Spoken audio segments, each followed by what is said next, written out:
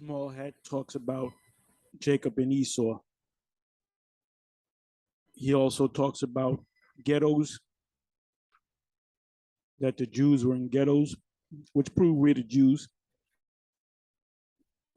Anyway, let me just let you listen. By the way, let me come over here.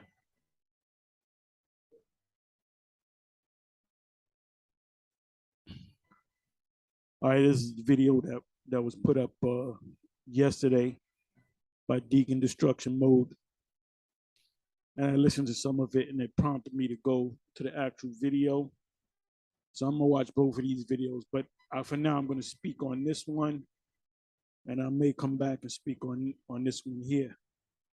So I don't know what he's gonna say, but I caught the fact that he spoke about Jacob and Esau. So let me see what he's gonna say about Esau,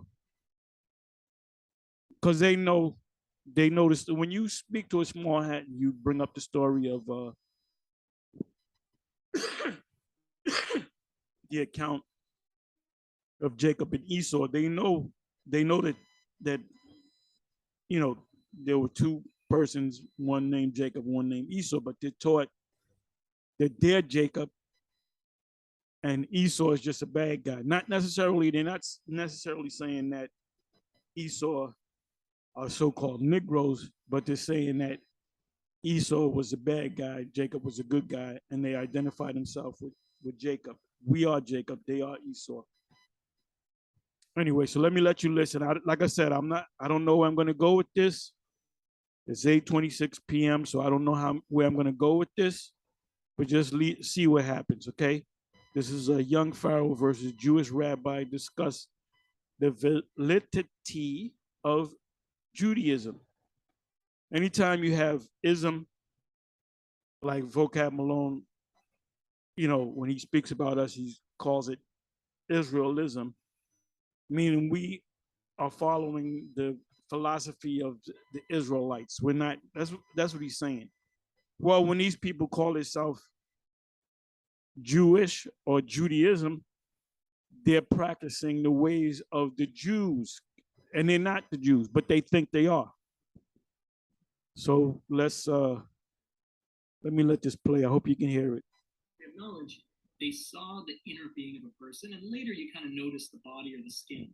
So, for me, it's kind of sad that our history has taken such a direction where we're so obsessed, not just racially, but also ourselves. How do I look? How's my body look? How fit, So that's Adam and Eve, and if we go down the chain, but we're all going to die, so the soul is the only thing that continues with us. So to appreciate this, right? 10 generations. And Noah has 3 sons. As you know, Noah has 3 sons. He has Shem, where we get the term Semites. Ham. I'm glad he said that. He said you have Shem with a Shem, where you get the word Semite, the term Semite.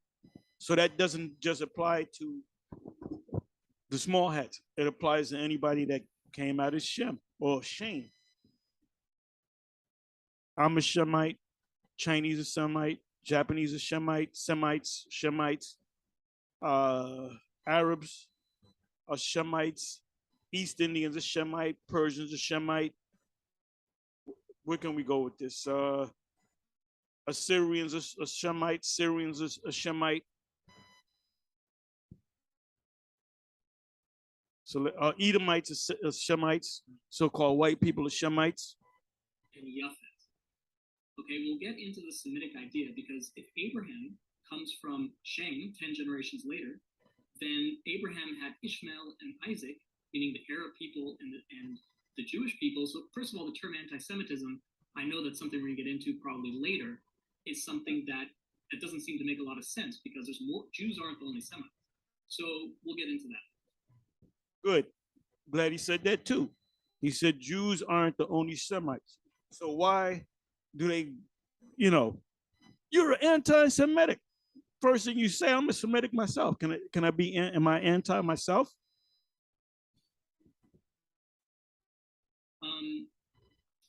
So Shem has the descendant from him is Abraham. Abraham, we believe according to history, came from Mesopotamia, a city called Ur. which is the Chaldeans, Mesopotamia there, which today is probably the Iraq area, according to our tradition from around that area of the Middle East. And he, like we said, he had two sons, Isaac and Ishmael. And Isaac had two sons, Jacob and Esau. Now, in Hebrew, Esau. Esau is called also Edom. Edomites, we believe, is from Esau. In the big book of Obadiah in English, I think, he calls him Edom. So it also says he was Admoni, which means he was like ruddy or reddish, but we'll get into what that could mean later. Because they don't know. They don't know. They're clueless. We don't know what that reddish. We don't know nothing about that. And you can see the man's red. He's not a pasty, white-looking guy. And you can see the red tint to him.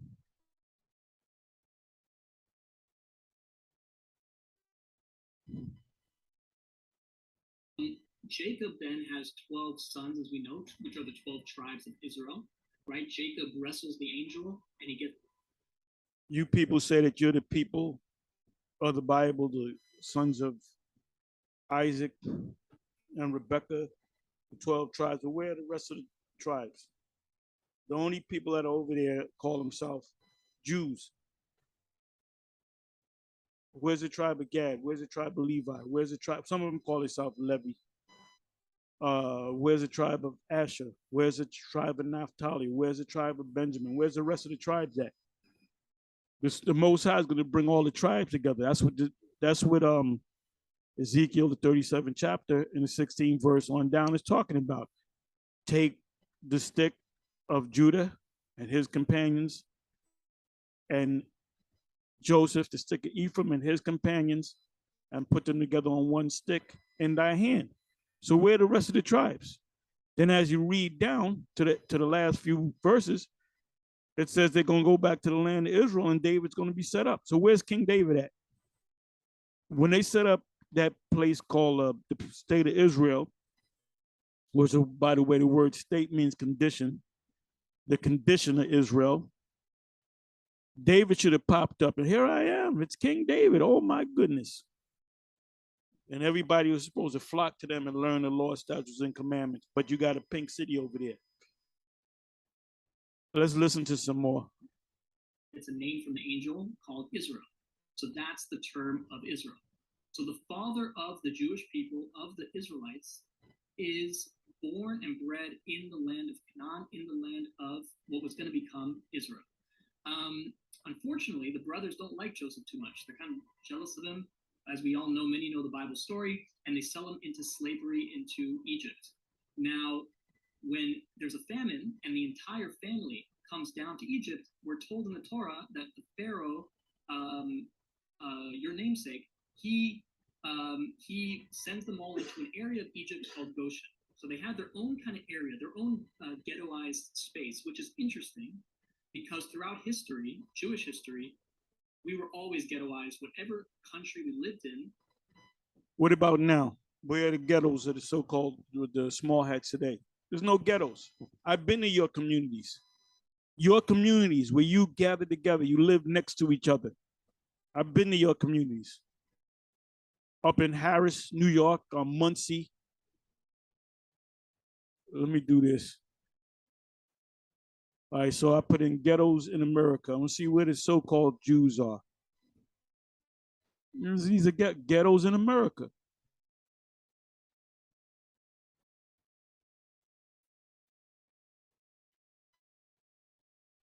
The only ones I know living in the ghettos in America.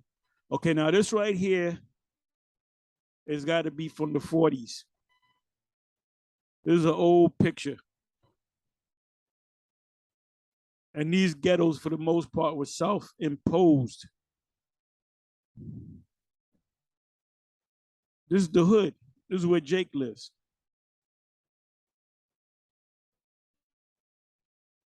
Look at that. That looks to be,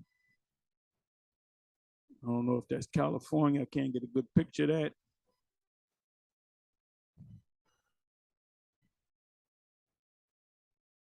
The ghettos.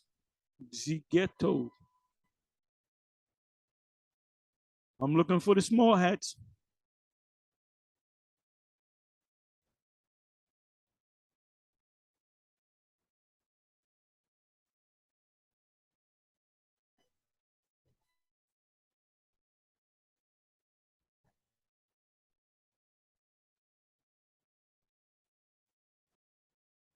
Okay, it says how the government created the ghetto.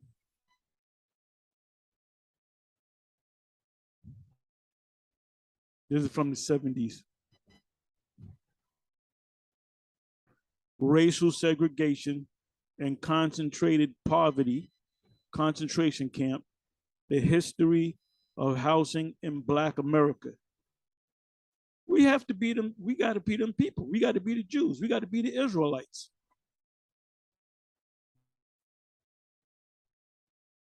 There's no vocab Malone. Show me a ghetto in America where you got a bunch of small hats living in a ghetto and ghetto type conditions.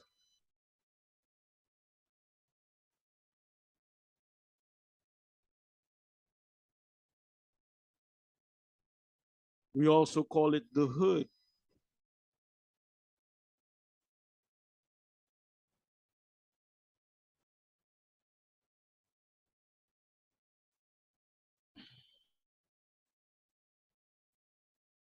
Ain't no Irish people that got over here in the turn of the century. They're not living in ghettos. The only ones living in ghettos are so-called blacks and the Latin tribes. Judah and Israel shall be what? Oppressed together. This is Harlem. Oh, in Harlem, Edomites are taking over Harlem again.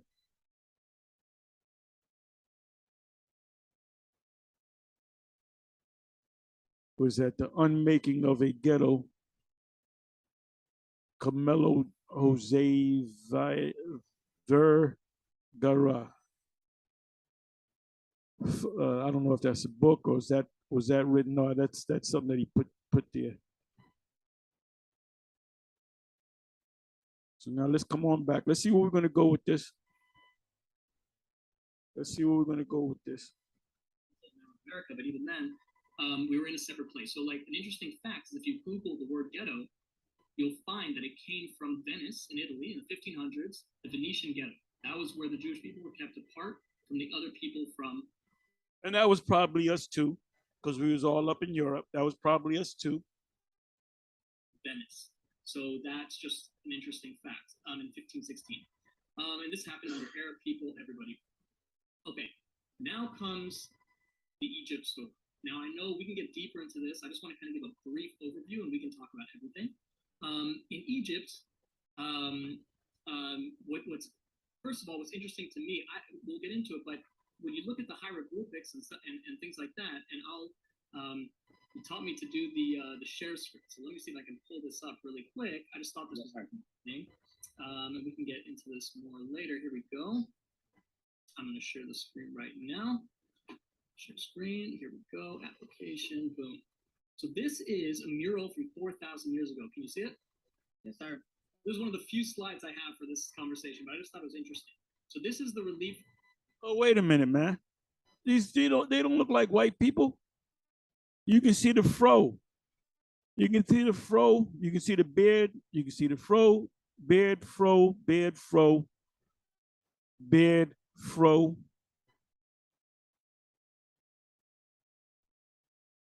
I guess these must be Egyptian taskmasters. I don't know. I don't know what he's going to say on it.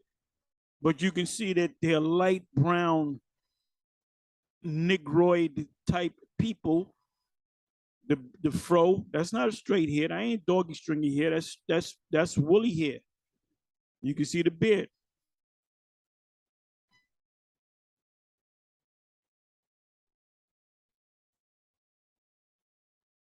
And you small hats are not built for working like this. You've been dropping dead left and right. Real talk. I'm not even going to try to pronounce that. And this is showing Semitic traders, possibly the Hyksos, which we can talk about later. Hyksos. I didn't know you were going to say that. The Hyksos, I believe that the Hyksos, I'll throw it to you that way. I believe, and I did a video on it, like, I don't know, 12, 13 years ago. I didn't speak on it. If I remember, I'll bring it up if I can find it. But the Hyksos, that was a name given to us by the Hebrews by the so-called Egyptians, the people of Mizraim. And I believe it means, if my memory serves me correctly, I believe it means shepherd kings. That's when we were empowered after Joseph. He goes into the story of Joseph and so forth. But you can see that these don't look like so-called white people. You can see the froze. He doesn't have a fro. From 4,000 years ago, if you notice, these were the native people in Egypt, and these were the Hyksos. So clearly, the original people of Canaan, the Semitic people, the Asiatic people, the Israelites, according to this mural at least, were not a white color. They were dark. But oh my goodness, are you here? Are you listening to this, Vocab Malone? Are you listening to this, Vocab Malone? He said, as you can see, let me bring it back. Let me bring it back.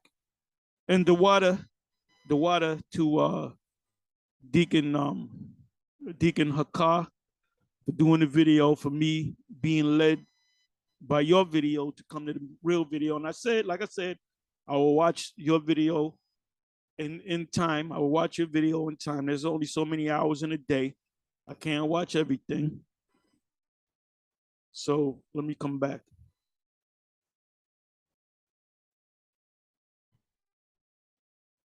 Hope I didn't go back too far. possibly the Hyksos, which we can talk about later, from 4,000 years ago. If you notice, these were the native people in Egypt, and these were the Hyksos. So clearly, the original people of Canaan, the Semitic people, the Asiatic people, the Israelites, according to this mural at least, were not a white color. They were dark. The original people of Canaan, the Semitic people, the Asiatic people, the Israelites, according to this mural at least, were not a white color. They were dark. The original people of Canaan, the Semitic people, the Asiatic people, the Israelites, according to this mural at least, were not a white color. They were dark, but it was a different shade. And it seems to be that the Egyptians would paint the Nubians, those the Sudan or the Nubians, people from South in Africa, like really dark, themselves middle dark, and the Canaanites a little bit blue. I just found that to be an interesting. But he did say they were not white. He did say the Israelites, the Hyksos, whatever you want to call them, they were not white. So those are not the people. These small hats over there in the land. I mean, the man's been telling the truth. So, as Yeshai would say, give the man a hand. Because they're backed into a corner. They all they can do is tell the truth. Tell the truth. Tell the truth. Hieroglyph, which I'll go right back. I'm off the share screen, right? Perfect. You know what I want to do? Let me do this. Let me do this right here. Ghettos, putting ghettos. Ghettos in America. You think so-called Jews are being in ghettos? They're not. They're doing good. Trust me. Trust me. Let me do this.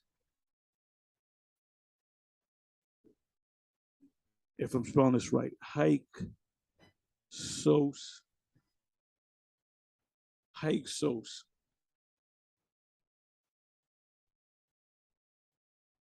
Which, like I said, I believe that they're the Israelites. Okay, here we go.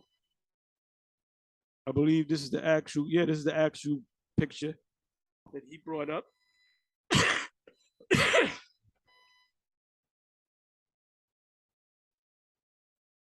More Hyksos, you can see that they're a little bit browner. And black, so-called black Africans, we call them black Africans. People that normally come from Africa are a lot darker than the darkest Jake in America. Jake is normally a dark brown, dark caramel, however you want to say it, Byzantine, Byzantine. Let me see here. Okay. Let's see.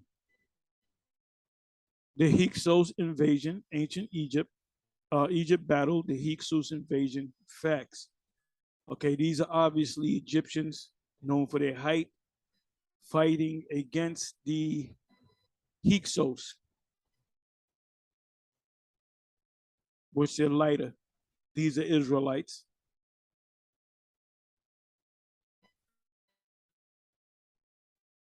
Let me do this. Let me do this.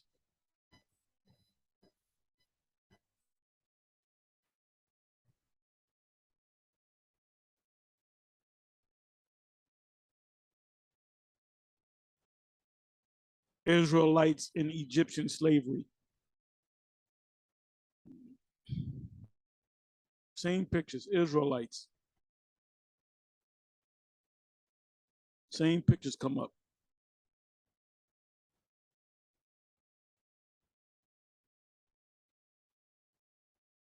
There was one picture that they showed the Israelites just as dark as the Egyptians.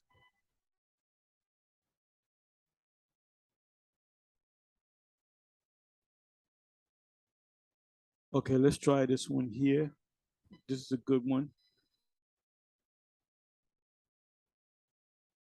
Some biblical reflection on refugees, Pharaoh's daughter.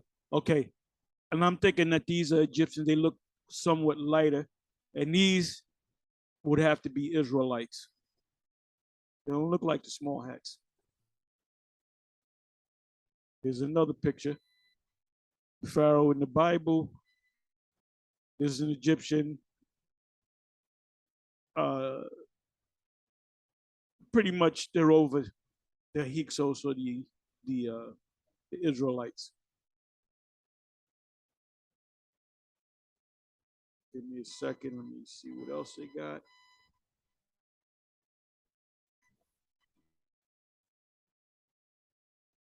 Picture speaks 1,000 words.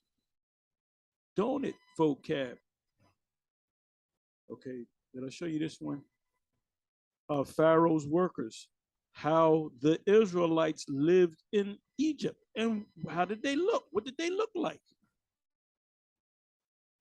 You can see the afros. Brown skin. He's darker. This one is a little bit darker, maybe. This one is a little lighter. This is a little lighter. He's darker than this one. He's darker than that one. This one looks a little bit darker, but he's the darkest. And there, it says Pharaoh's workers, who the Israelites, how the Israelites lived in Egypt. How the Israelites lived in Egypt.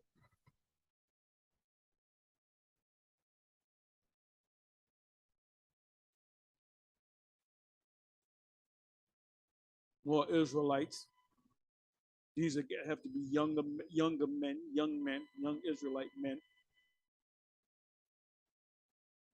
Remember, it was super hot back then, so they had to wear the, covering.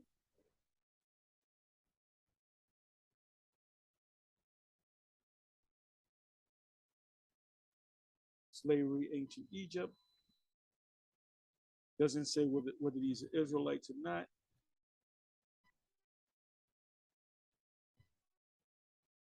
I lost that. Let me see if I can get it back. Bear me for a minute.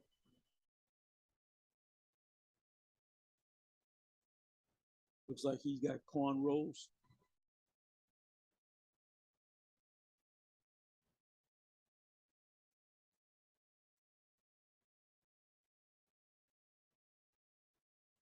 You can see that they're not Edomites. So these people that claim to be the Jews, oh, we were in hard bondage under the Pharaoh of Egypt. No, you were not.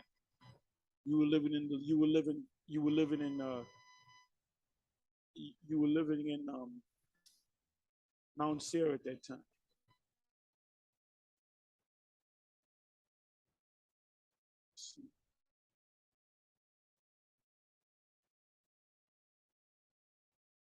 Another picture. You can see they're darker brown. Look like the average skin tone of a Jake. Jake are not super black like Africans. Nobody's black. They're really dark brown. They may look black. Look at the fro. Look at the fro. Look at the fro. Look at the beard.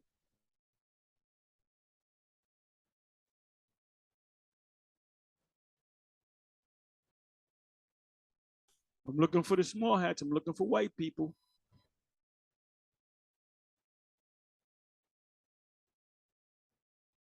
I don't see no white people.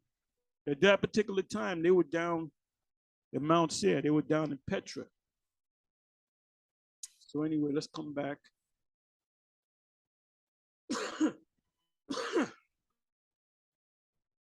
So, um, yeah. So, according to our tradition, when we were in Egypt, there was the there was the plagues in Egypt. The You were not in Egypt at that time. You were in Mount Seir, if you're an Edomite. The Exodus from Egypt, and we came to a place in Sinai where we received the Torah from God, which is the Ten Commandments, and then Moses went up for 40 days. We received, there wasn't no white people that received the Ten Commandments, and Moses wasn't a white man. Moses, there was a show of power by the Most High, and I'm not going to go to the precept. Somebody can put it in. Oh, well, there was two incidences. The one with Moses' sister, Numbers 12 and 10. She came up against Moses along with his brother, his older brother. They were both older sister and older brother. She was the oldest. So she wanted to run shit. Read Numbers 12, the whole chapter. So she was like up in Moses' face, talking about you marrying an Ethiopian woman, Cushite woman, going off, blase, blase. And the Most High got mad and said, look, I deal with this man is special. I deal with him face to face. I don't deal with him like I deal with other prophets. I deal with them in dreams and visions and so forth.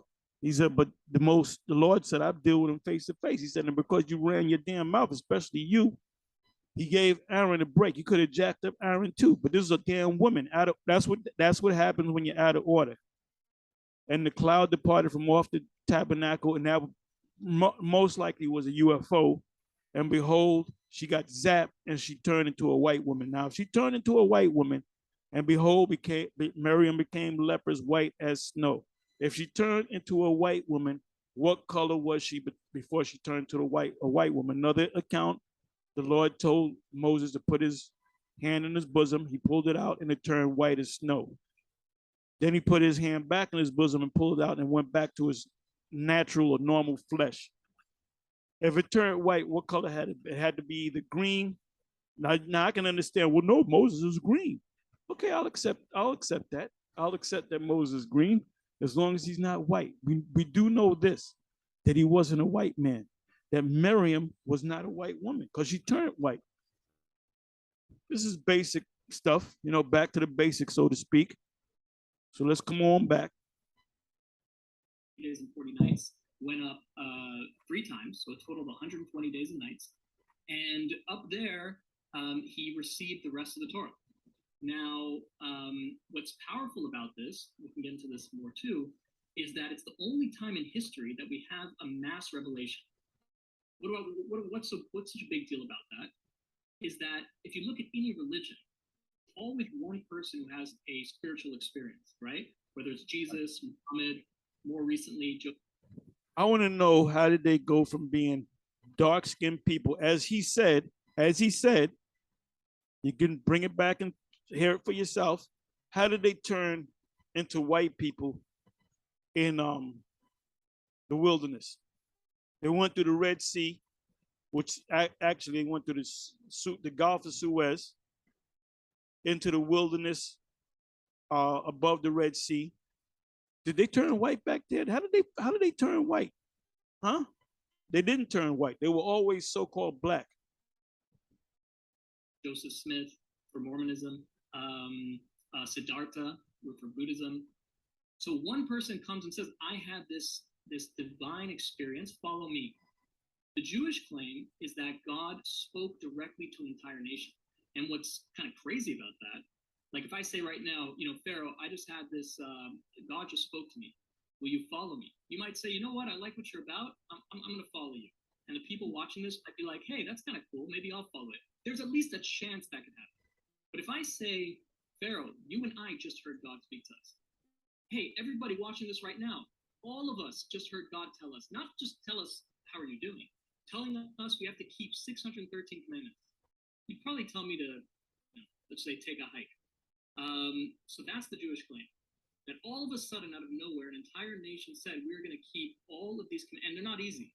There's separating from your wife for a certain time every month. There's keeping dietary laws of kosher, which are What's so hard about that? You had other wives. You had other wives. Israelite men at that time had other wives. And in the kingdom, we're going to have other wives. Not going to have no one wife. You're going to have certain men that's going to have thousands of wives and concubines in the kingdom. Trust me, very difficult, you know. So that's the claim. We can dive into that more, but just giving you kind of that. Then after that, the Jewish people, Moses does not enter the land of Israel. He passes away in the desert. And then Joshua takes the Jewish people into Israel. He fights the wars, and the promise of God is fulfilled according to our tradition. I'm going to fast forward to the prophet Samuel. The prophet Samuel anoints King David. And what's interesting about this for our conversation too is that King David is also called Admoni. That devil had to throw that in there. He had to. That's the way the devil operates. He was also known as Admodi. It means tender. Doesn't mean red. Now let's say the scripture does. Let's say it means red. You got red. You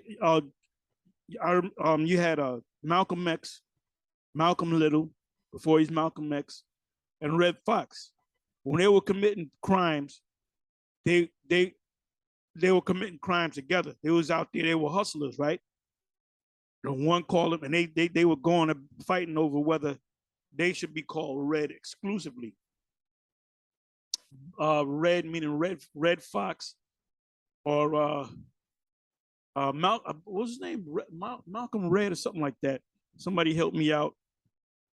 But he was called, his nickname was called Red, and Red Fox was called Red Fox. If you look at pictures of Malcolm X, he had a red tint to him. He had a red tint to him. I've seen people, Jake, that have a red tint to them. Back in the day, we used to call women that were light skinned and beautiful to look upon, fair looking. We used to call them red bones. Did it mean that they were actually red? No.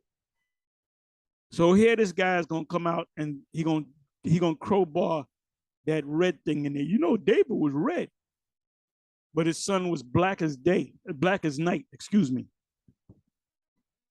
You're gonna have to do a lot of crowbarring, man. And these lies are catching up to you, devils, man. Which means, I'm not going to say reddish, I'll say like ruddy, which means he was at least, we see with King David that there was a variance in his color. And why is that not surprising? Because who was his great-grandmother? Was Ruth. And Ruth, the Moabite, was a convert, which teaches us that Judaism we've always accepted converts. Somebody doesn't tell you what color she was. She was a Moabitess. And if that's the case, the ancient Moabites were dark skinned too. So this man is this is called conjecture. Objection, Your Honor. Conjecture.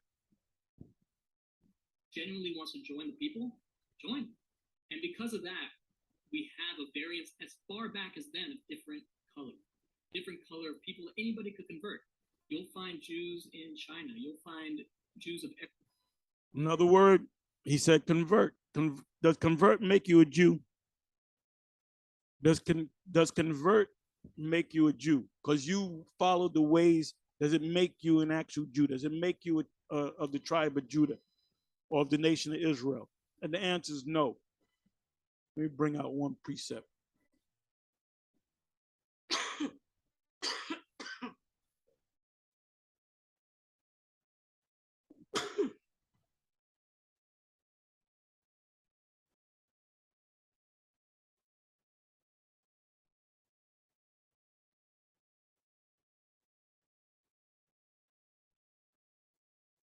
Bear me for a minute.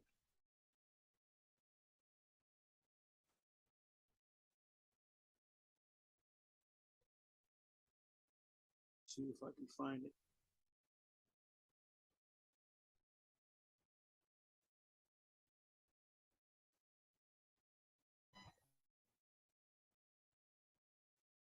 Okay, it says here, 16 verse, the Jews had light and gladness and joy and honor. And in every province in every city, provinces in the old days is states.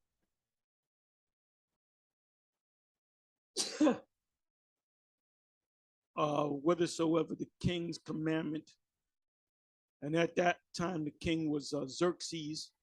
The movie, you watch the movie 300, the real tall guy at the end of the movie with the jewelry all over him, that was Xerxes. So that was an historical figure. And this was during the time of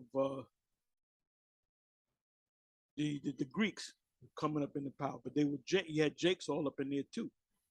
It says and the king commandment and his decree came. The Jews had joy and gladness, a feast and a good day. This wasn't a Sabbath. This was a feast day. And many other people of the land, the other nations, became what? Jews, for the fear of the Jews fell upon them. So now that's why you got to go into the root words. Hermeneutics means going into the roots of words. That's how you get a better understanding of scripture. Okay, so this is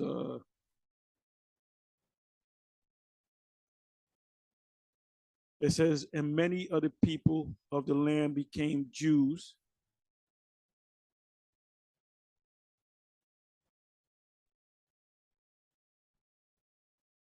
For the fear of the Jews, you see that? Many of the people of the land became Jews. Yahad, as they would say Yahud, they would say Yahudi, Yehudim, Jews. They'll tell you that. They'll tell you that they're Yehudi. And that's what they were, converts. Then it says of the real Jews, for the fear of the Jews, different word, Yahawada. Excuse me, Yahawada, meaning Judite. So there you go. So let me come back. So now he's basically saying that the original people back in Egypt that were slaves and the Egyptians, you can see that they didn't look white, that they were people of color, but they were a little bit lighter than the Egyptians. But then he kind of crowbars in, we're breaking up this guy's whole argument, man. And I'm not going to go all night with this. This is a 3-hour video, and I'm stopping and going. But these people, man, their defense is, they have no defense against the truth. Isaiah 49th chapter, made us sharp, Let me bring that up real quick so I can read it verbatim. 49.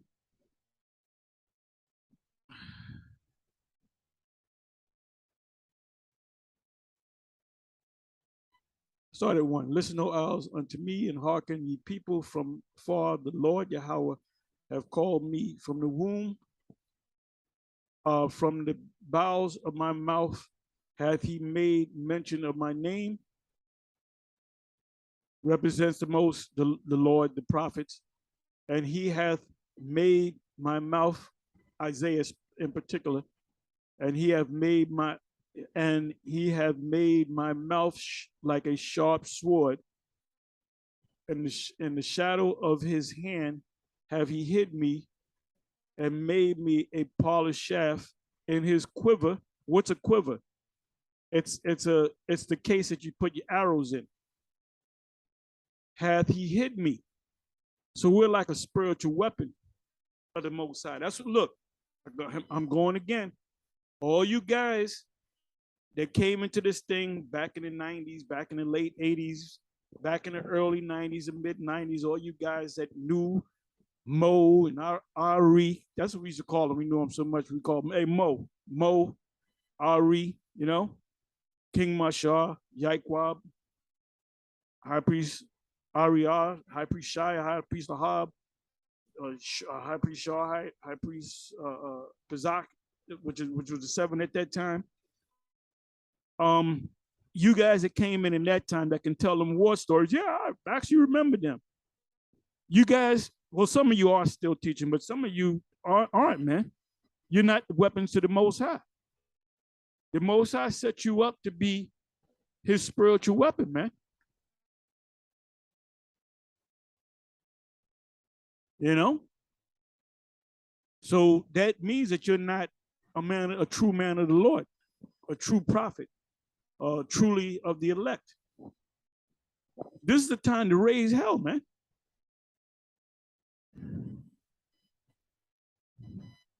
The night cometh where no man can work. The night cometh where no man can work is when Esau goes down. That's Esau's night.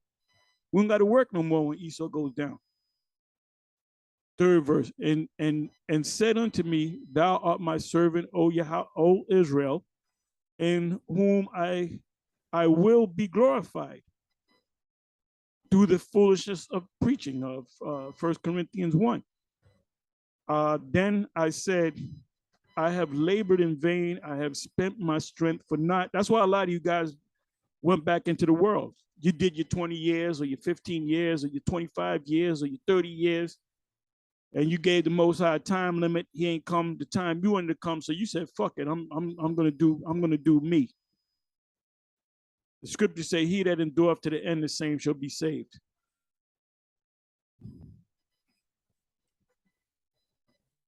It says, yet surely my judgment is with Yahweh, and my work with my power.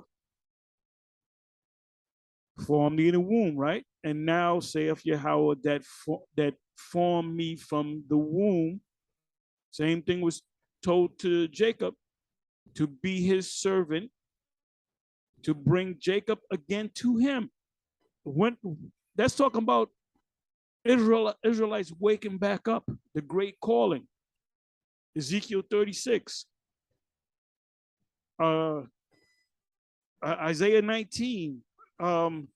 Jeremiah 50, Jeremiah 51, Revelation 11, and the list goes on and on.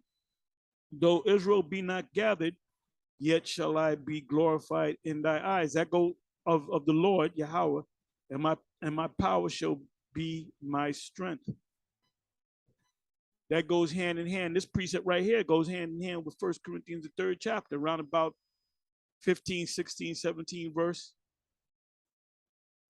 Though they be, you gather gold, silver, wood, stubble, hay. They'll be tested, I'm paraphrasing, by fire.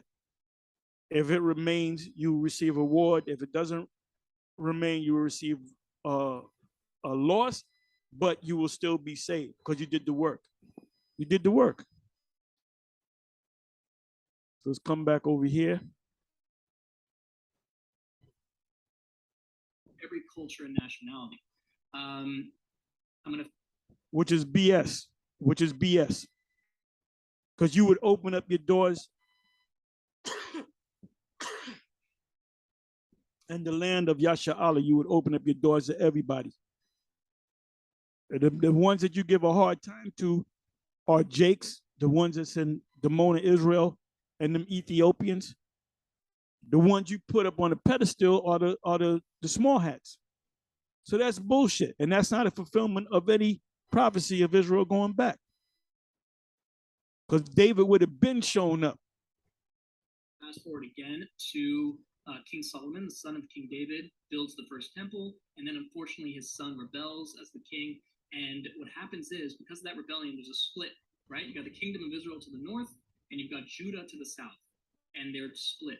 And it was only Judah, Benjamin, and maybe some of the Levites, the tribe of Levi, who would serve in the temple in the south, and everyone else in the north and the east, where Jordan is.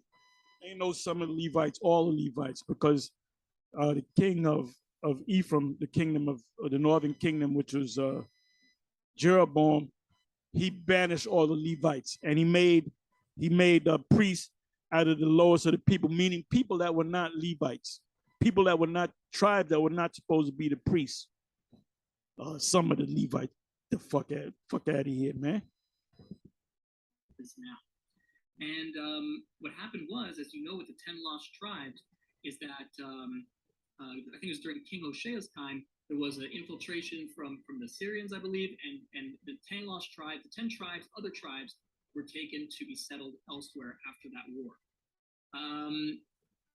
There's a lot of archaeological evidence to Israelites and those who kept the Torah that lived in Israel in ancient times. I've been to Jerusalem, I've been to Masada, I've seen the ruins of, imagine, city upon city upon city being built on top of each other, means that over time, now that they're excavating, they're finding like civilization under a civilization under a civilization. So it's pretty interesting stuff.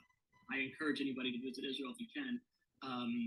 And we see signs of the king in the house of David. We find seals, coins, inscriptions, and we can get into that later. Then there's the Babylonian exile. This is the first time the Babylonians come in, they destroy, they win the battle, and so he doesn't go into the 10 tribes where they went to. He said they just went into Syria and we don't know what happened to him. He didn't say that, but that, he kind of put that to the side. We're not even dealing with them right now. They came over here to the Americas. The people of Indian and so-called Latino descent of Canada, the USA, Central America, and South America. That's where the 10 tribes went to. And those islands up and down North and South and Central America, those are the Israelites. Jews are out. Most of them leave, and a lot of them go to Babylonia, and which is now, I think southern Iraq, or I got to get the exact location, Babylonia. And by the way, the Ethiopian Jews, we believe, the reason why they don't know so much, they keep so much of the, let's say, rabbinical aspect of Judaism, is because they were part of that original exile. So they didn't have the Talmud and the Mishnah and everything, and they were exiled to Ethiopia. And there's actually a really beautiful story. I don't want to take those Ethiopians, those black Ethiopians, those Cushites, those are Cushites. Those are not Ethiopians. Time off, but really cool. All right, it's interesting. It's a cool story. So I was in Jerusalem once, and I met a commander. He was an older guy, but he had served in the Israeli army. And he said he was part of the commandos that airlifted some Ethiopians in the middle 1980s to Israel because there was a famine and there was starvation, and they kind of did a secret mission and brought like 1,000 Ethiopians and 5,000. And he said on that mission, they could only fit a certain amount, so the parents wanted to give their children. So the children were scared, but they said, you know what, it's for our safety. They took the children through the jungle over a couple days. They got them to the plane. And he said that one of the boys, the children didn't want to go on the plane. They had never seen a plane before. Like, we're not going on this thing. So one of the older boys, he says, whispered in the ear of one of the kids, and the kid whispered to the rest, and they all got on the plane to go to Israel. And he asked the guy, what did you say? So he said, in the prophecies, it says that we will go on the wings of eagles to Zion. I told them this is the wings of eagles. So they went on the plane, which is actually also interesting when we think about symbolism in old scripture, what it could mean today. You and I were talking about technology earlier and the power of that. And also he said he was in McDonald's like 15 years later, and this Ethiopian girl, beautiful girl dressed in, she had her IDF uniform. She walked up to him with tears in her eyes, and she said, you were the guy who helped save us and brought us to Israel. So I thought it was a beautiful story he told me. So we believe we're soon close to the time of redemption, a messianic time with Israel and with what's going on in the world. And perhaps that's what's happening now, where 10 lost tribes and people are starting to reveal their identities. My friend actually, we'll get to it in a second. So just to kind of finish off the history, I'm Daniel. The book of Daniel comes during that time of Babylonia, the story of Purim, Esther, Mordecai. And then Ezra brings back from Babylonia the Jews back to Israel, and they build the second temple. Unfortunately, very soon after, a couple hundred years later, the Greeks come, and then the Romans come.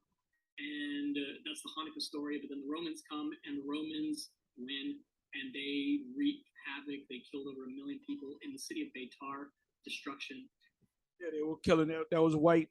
That was white supremacy. That was white people, the Romans, which were Edomites, that killed off millions of the Israelites, which are black people.